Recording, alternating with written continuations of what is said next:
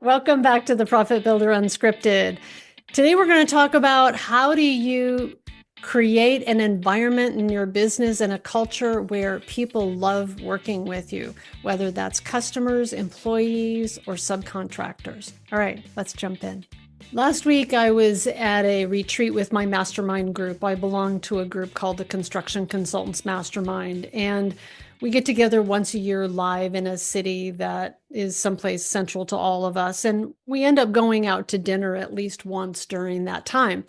And we went out to dinner this one evening and had a most amazing experience from this waiter who was a guy about 30 years old. And it wasn't a particularly fancy restaurant. It wasn't super high end, like where you expect to get like this very exceptional service. It was sort of one of those midline restaurants where you go to and you think, I'm going to get a decent meal and the service is going to be okay, right? It's not a fast food restaurant, but it's not a super high-end restaurant. And this young man was so attentive to each person as he came and he took our orders. He spoke to the person he was speaking. He was asking the question of like, what do you want for dinner directly? He repeated back to them what he heard. When he was done taking everybody's order, he went around and repeated the order to everyone, asked them what else that they wanted. Like he was clearly you felt very paid attention to, and you felt very heard. And he was clearly being very present in the process of waiting tables, right? And all of us by the end of the meal, and this kind of this sort of attentiveness and this being present and asking questions and making sure everybody had what they wanted was just, there was something about the way that, and this gentleman's name was Dylan. There was something about the way that Dylan was with all of us that had us all feel like we were very well taken care of. And he had such a nice presence about him. And, at the end of the meal, we started asking him about what else does he do. And he has this side business of doing social media for people. But we were all commented to him about how impressed we are about how he was with all of us and his attentiveness to the attention to the detail. And it got me thinking about the construction industry and about how and there was some problems during the meal too. Even there was like some things that didn't, the kitchen didn't send out that wasn't quite right, or that kind of got missed. But what was interesting is it did not diminish at all the experience that we had during that meal. It didn't diminish our experience of Dylan. As a matter of fact, he was very apologetic for it. He made right on it. So it wasn't like everything was perfect. Some things went wrong, but the experience that we were all left with was one of being very well served. And it got me thinking about the construction industry and about how we treat people and how we are with people and how we communicate with people, and our ability to give people an experience of feeling seen and heard and being very present with them when we're with them and we're in a conversation. And that ability to be able to give people an experience of being well served, even though things, went wrong and there were some issues or breakdowns or whatever. But it was the way that he handled it also in the middle of those breakdowns that was so impressive to all of us. And, it just made me wonder, like we sometimes focus on, and I know this is true for me with my team as well, right? That we focus on doing things right. And we focus on, are you doing it the way that you're supposed to be doing it? And it made me really stop and pause. And we all had this really great conversation about it when we got back to the house after dinner that night about customer service and what does it mean to serve people well and what does it mean to give people a great experience.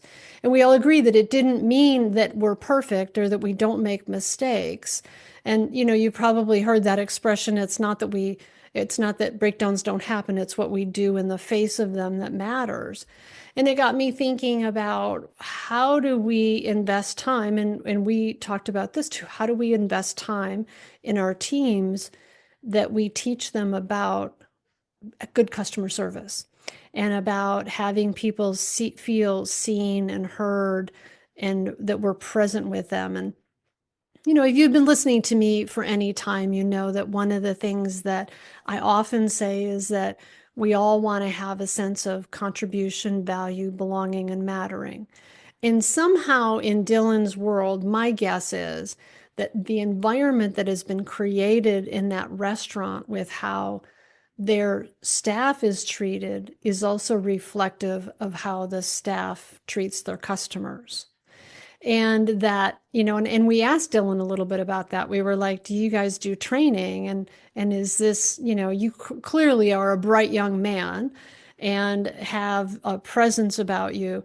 And did some of that, like, do they spend time training you and working with you on customer service in this restaurant? And he said, yeah, that's part of the culture that they create, is that customer service and how we are with people and how we connect with people is very much a part of the training that they do with us. And I thought that was very interesting, and it was very reflected in certainly our experience.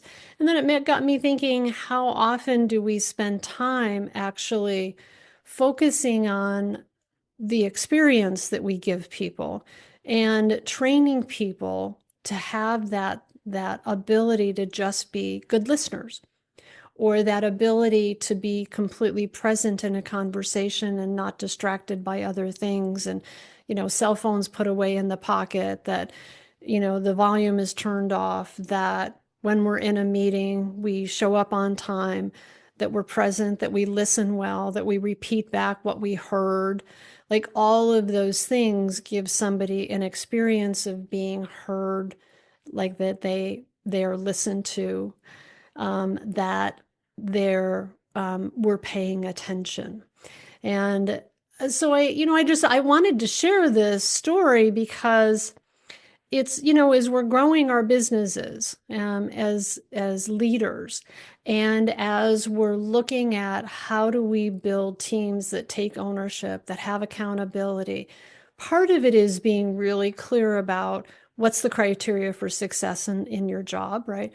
Part of it is really clear about helping somebody own the result, not just the task.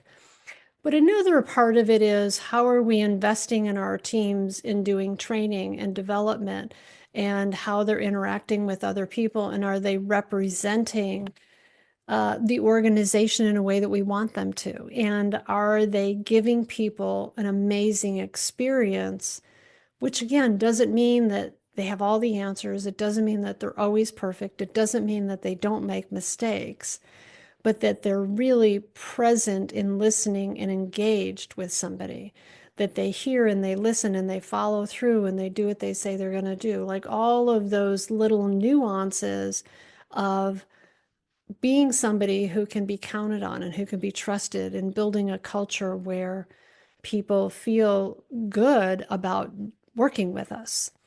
And so as you're thinking about this, as you hear this, I'm curious, like, what do you hear and what do you do in your business to help train not just the tactical parts of it, right? But what do you do in terms of training culture, training service, training how to listen well, how to be attentive, how to have that mindfulness when they're with customers, and how to be when mistakes happen, right?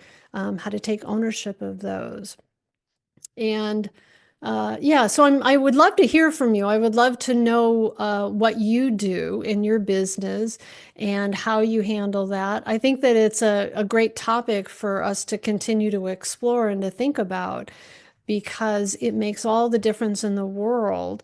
I would go back to that restaurant in a heartbeat if I lived in that city, which I don't, but next time I'm there, it would be a place that I would go back to based on the experience I had with Dylan and that we had with Dylan. And, even if he's not there, I have this sense of, oh, this is a company that really, a restaurant and a company and a leadership team that invests in their employees in giving their customers a great experience.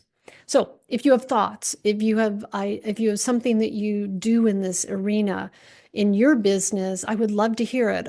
Please drop a note below, send me an email, or just more importantly, share it right with the community. I think it would be great to hear what you do in terms of training around this topic of customer service.